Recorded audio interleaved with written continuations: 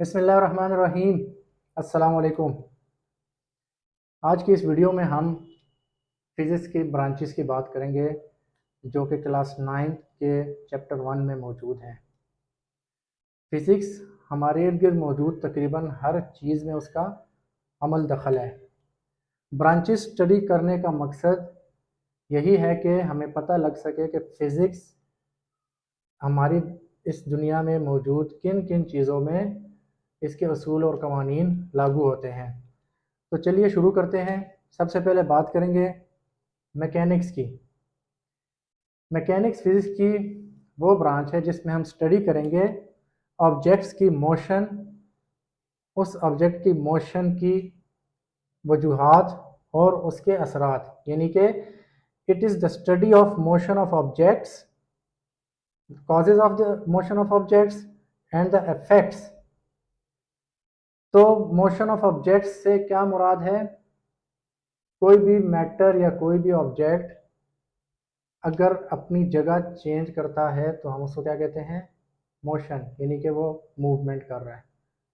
Motion of objects कितनी किस्म की हो सकती है, मोशन की टाइप्स क्या हो सकती हैं, उसके बारे में पढ़ेंगे।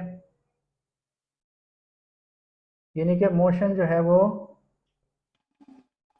लीनियर हो सकती है, यानी स्ट्रेट लाइन में।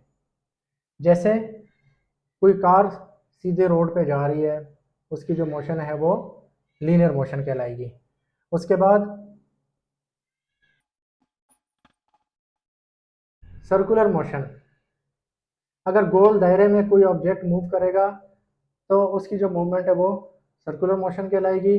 फॉर एग्जांपल एक टॉय ट्रेन जो होती है, बच्चों का खिलौना है, वो जो ट्रेन घूम रही होती है उसकी जो मोशन है वो क्या है? सर्कुलर मोशन है। इसके अलावा सर्कुलर मोशन में आप देख सकते हैं कि फेरिस व्हील में जो बंदे बैठे होते हैं, गोल झूला फेरिस व्हील, उसमें जो लोग बैठे होते हैं उनकी जो मोशन है वो क्या है? सर्कुलर मोशन है। नंबर थर्ड,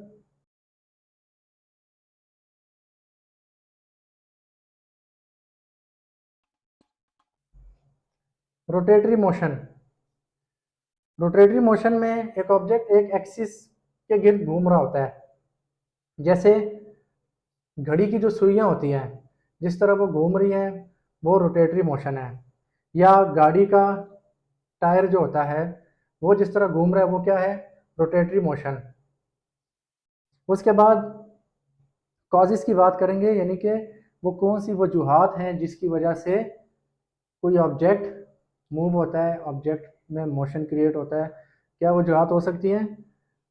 तो मेनली जो वजह है वो क्या है कि ऑब्जेक्ट के ऊपर फोर्स अप्लाई हो रहा है। आप किसी भी ऑब्जेक्ट पे फोर्स अप्लाई करेंगे तो वो ऑब्जेक्ट अपनी पोजीशन चेंज कर देगा। फॉर एग्जांपल एक फुटबॉल है, आप उसको किक मारते हैं तो आप क्या कर रहे हैं? उसके ऊपर फोर्स अप्लाई कर रहे हैं। फोर्स अप्लाई करने से वो फुटबॉल जो है वो मूव करेगा। तो इसी को क्या कहते हैं जी? कि वो उस मूवमेंट की कॉज है। क्या चीज़? फोर्स। इफेक्ट्स की अगर बात करें कि फोर्स मूवमेंट की वजह से या मोशन की वजह से क्या असरात होंगे किसी ऑब्जेक्ट पे। जब कोई ऑब्जेक्ट मूव करेगा तो जाहिर बात है वो अपनी एनर्जी लॉस करेगा।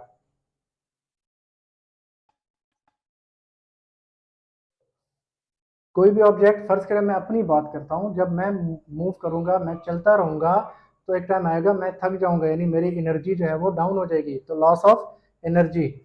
जिस तरह मैंने फुटबॉल की एग्जांपल दी थी, उसमें क्या होगा कि फुटबॉल थोड़ी दूर जाके आहिस्ता आहिस्ता वो रुक जाएगा, यानी उसकी जो एनर्जी थी, जो फोर्स की शक्ल में हमने उसको अप्लाई करवाई थी, वो क्या हो गई? लॉस हो गई, ख़त्म हो गई। उसके बाद बात करेंगे एक और ब्रांच, हीट के बारे में।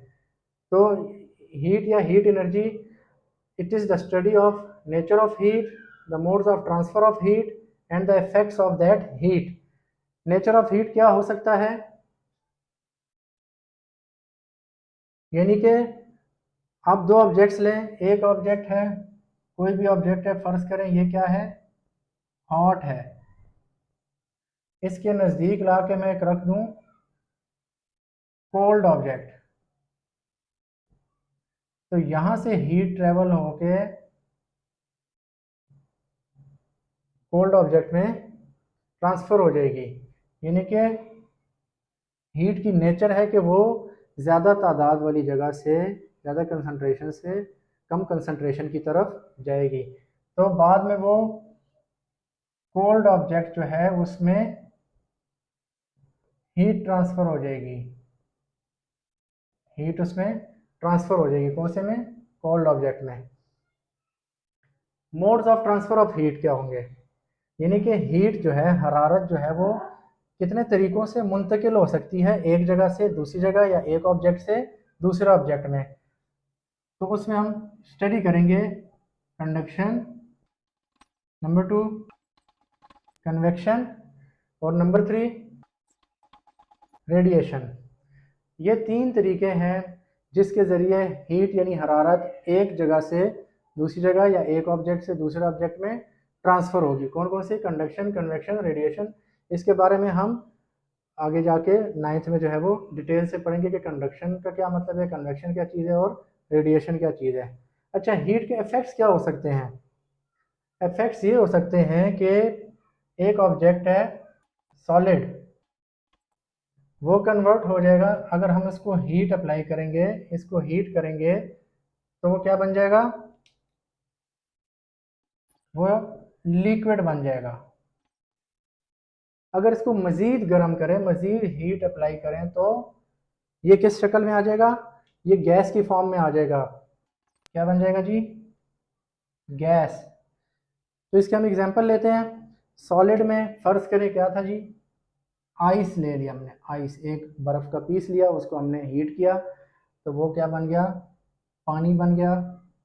उसको मज़ीद हीट किया तो वो वेपर्स बन गए। तो ये इसकी एक छोटी सी एग्जांपल दी मैंने, उम्मीद है आपको ये क्लियर हो गया होगा। नेक्स्ट ब्रांच है हमारे पास साउंड की।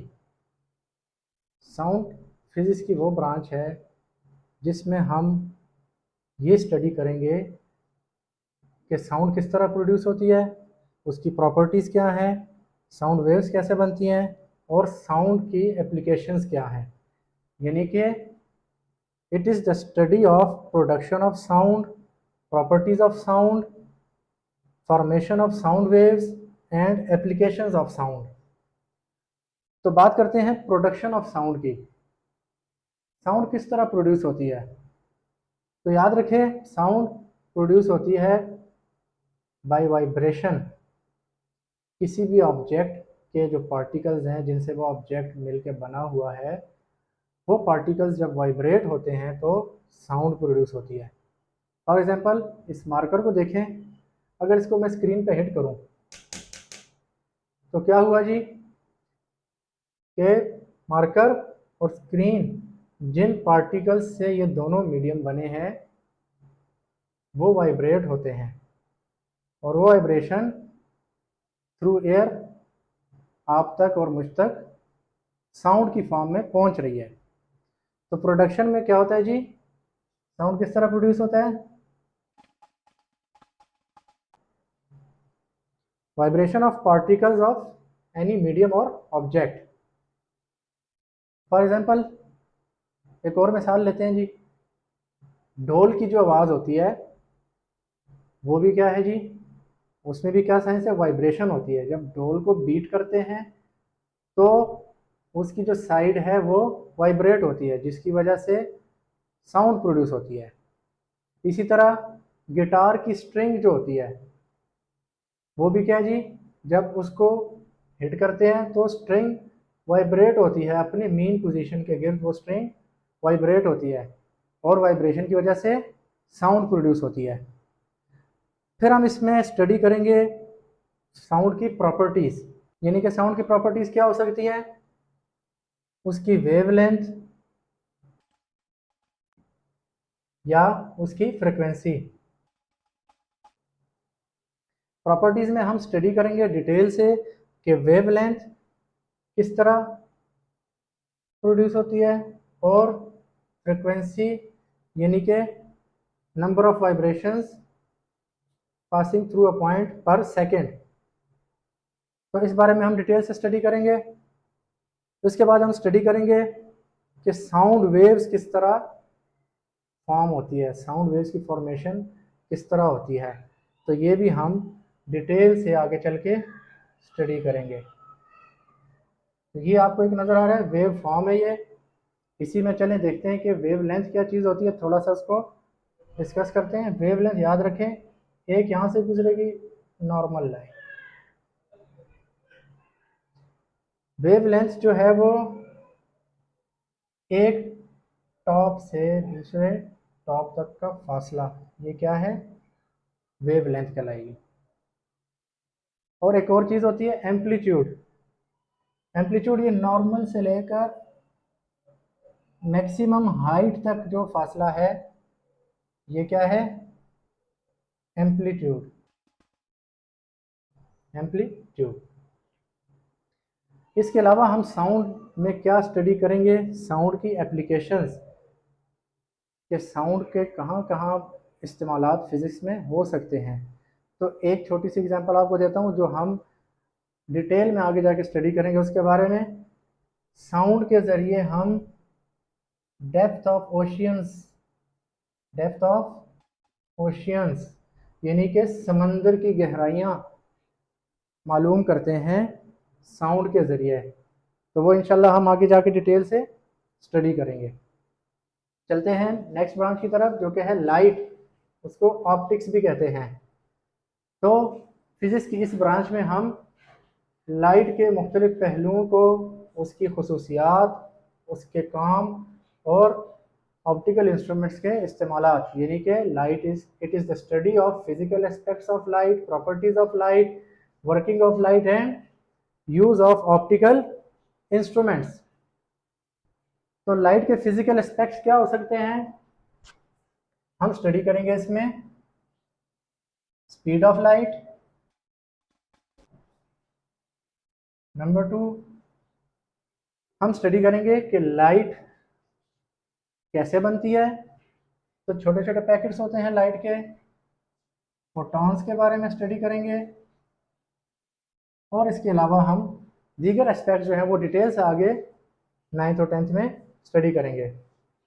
लाइट की अगर प्रॉपर्टीज़ की बात की जाए तो प्रॉपर्टीज़ में हम स्टडी करेंगे लाइट की मुख्तलिफ शक्लें, रिफ्लेक्शन, रिफ्रैक्शन, लाइट कहाँ पे बेंड होगी, कहाँ पे टकरा के वापस आएगी, उसके बारे में हम प्रॉपर्टीज़ में स्टडी करेंगे।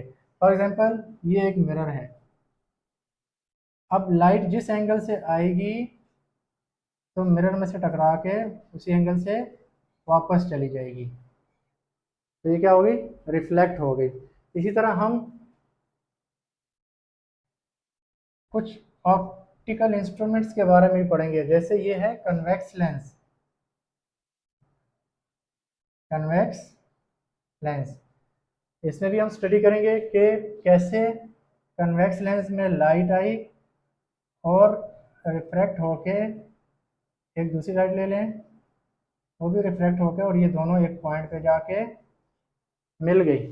ये भी हम डिटेल से स्टडी करेंगे कि ये कैसे होता है।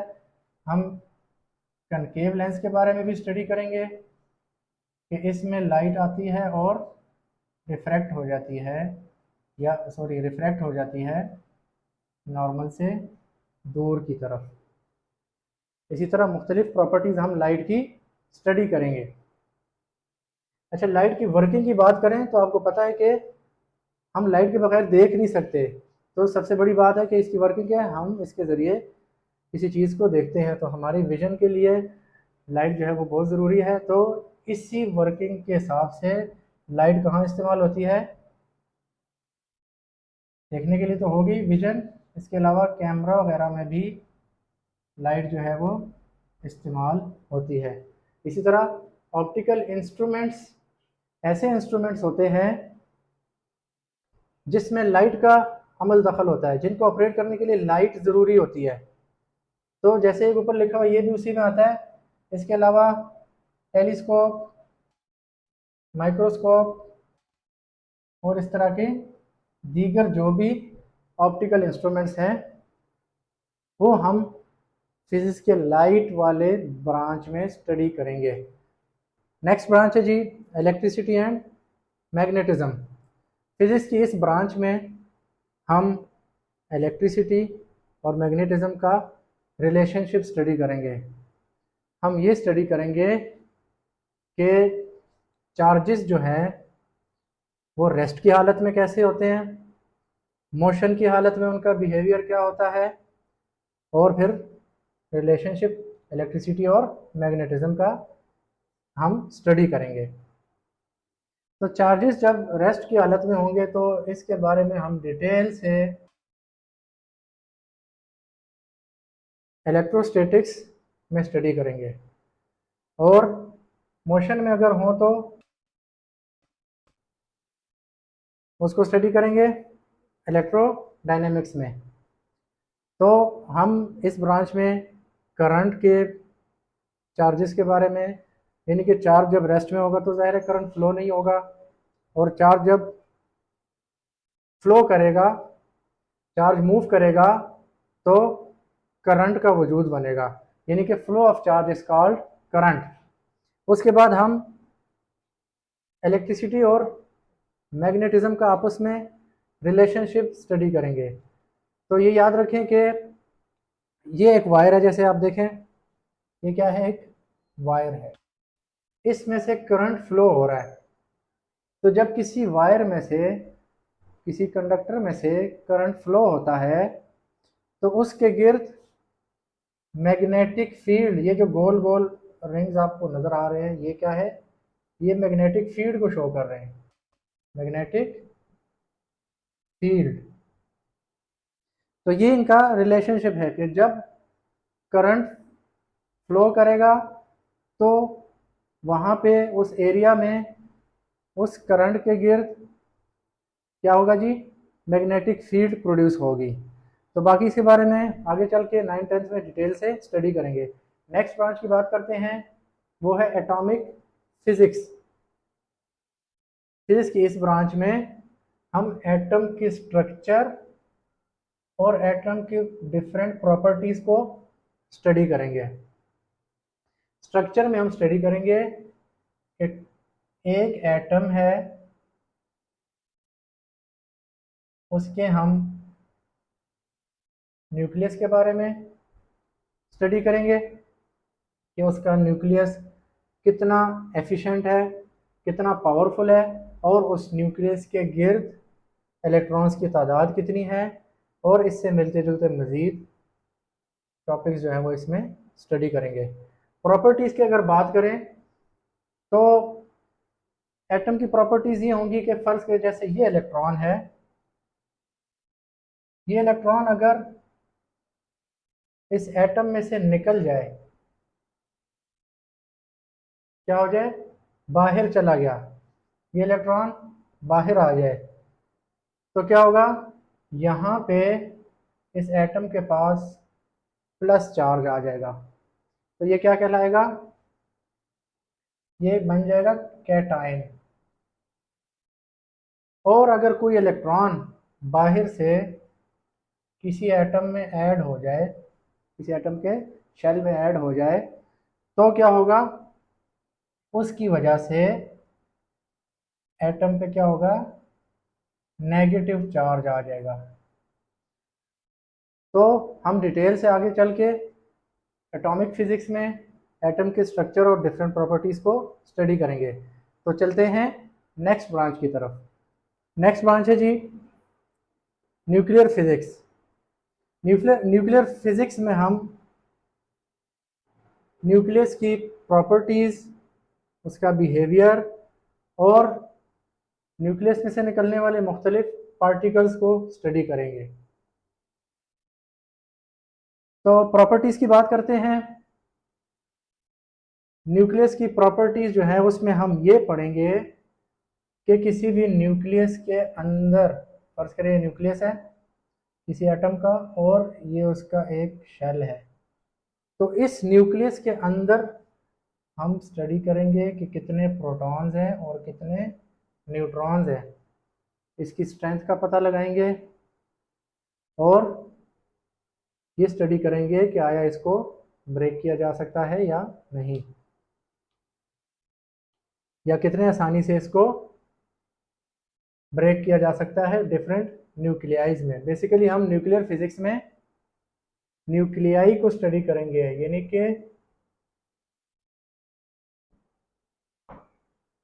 न्यूक्लियाई मीन्स ये प्लूरल फॉर्म है न्यूक्लियस की, यानी कि हम एक न्यूक्लियस को ब्रेक करके तो डिफरेंट टू या टू से ज़्यादा न्यूक्लियाइज बनाएंगे। वो कैसे बनाएंगे जी, उसके बिहेवियर में हम स्टडी करेंगे कि एक इसमें होगा फिशन रिएक्शन। फिशन रिएक्शन में क्या होता है जी कि एक न्यूक्लियस को एक न्यूट्रॉन की बम्बार्डमेंट की जाती है उस पर, तो उस न्यूट्रॉन की वजह से वो न्यूक्लियस ब्रेक डाउन होके दो या दो से ज़्यादा डिफरेंट न्यूक्लियाइज बनाता है। इसी तरह हम इसके बिहेवियर को देखें तो इसमें फ्यूजन रिएक्शन भी होता है।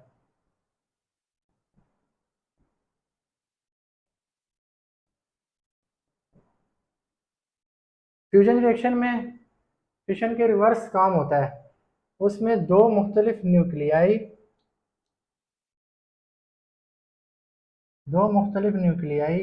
कंबाइन होके एक सिंगल न्यूक्लियस बनाते हैं। तो इसके बारे में हम डिटेल से आगे 9th-10th में स्टडी करेंगे। अब इसके पार्टिकल्स की बात करें तो जब कोई भी न्यूक्लियस ब्रेक डाउन होता है तो उसमें से हर एटम के हिसाब से मुख्तलिफ पार्टिकल्स निकलते हैं। वो कौन से हो सकते हैं, वो पार्टिकल्स होंगे अल्फ़ा, बीटा और गैमा।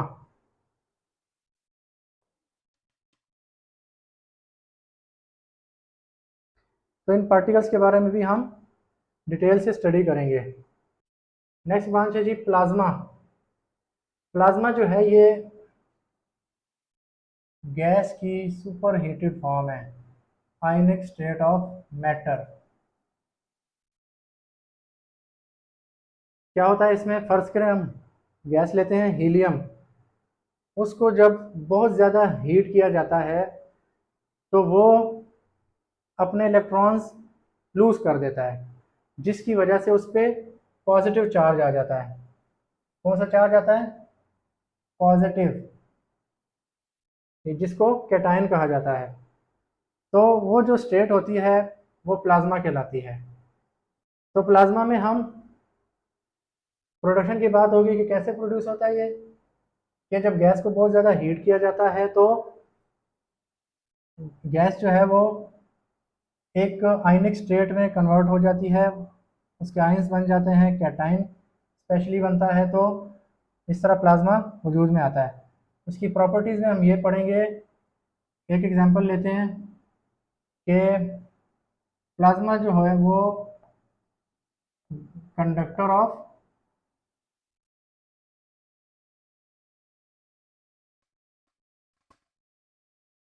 प्लाज्मा जो है वो इलेक्ट्रिसिटी का कंडक्टर है, यानी इलेक्ट्रिसिटी उसमें से क्रॉस हो सकती है, जबकि गैस में से इलेक्ट्रिसिटी पास नहीं हो सकती। अब आखिरी ब्रांच जो है वो जियो फिजिक्स है। जैसा कि जियो का मतलब होता है ज़मीन, तो इस ब्रांच में हम ज़मीन के इंटरनल स्ट्रक्चर के बारे में स्टडी करेंगे, उसकी ग्रेविटी के बारे में स्टडी करेंगे, और ज़मीन के जो मुख्तलिफ पार्ट्स हैं, यानी उसका क्रस्ट है,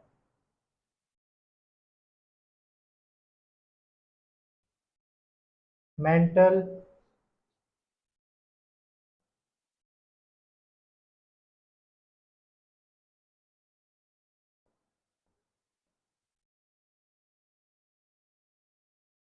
आउटर कोर और इनर कोर।